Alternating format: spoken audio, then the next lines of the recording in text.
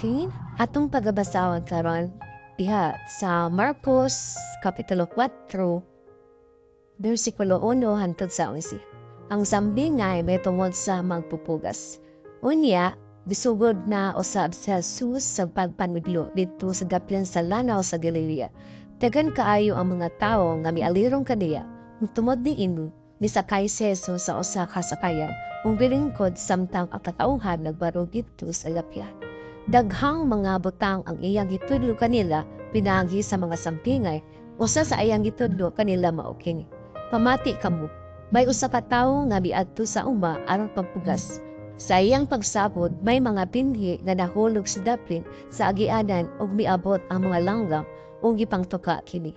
Ang ubang binhi nahulog sa yuta nga batuon ug tungod kay mabaw raman ang yuta, dali ra kining miturok.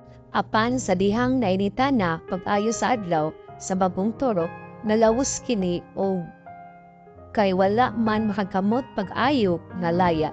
Ang ubang binhi nahulog sa dapit sa mga tunokong sagbot, unya mitubo ang mga tunokong sagbot o milumos sa mga tanom. Tungod diini wala sila makapahulay, apan may mga binhi nga nahulog sa maayong yuta o miturok, mitubo o namunga. May nanguhay tag 30, ang uban tag 60, ug ang uban tag sa kadatos. Ug unya dingon si Jesus, ug dana pa mo'y dalonggan, pamati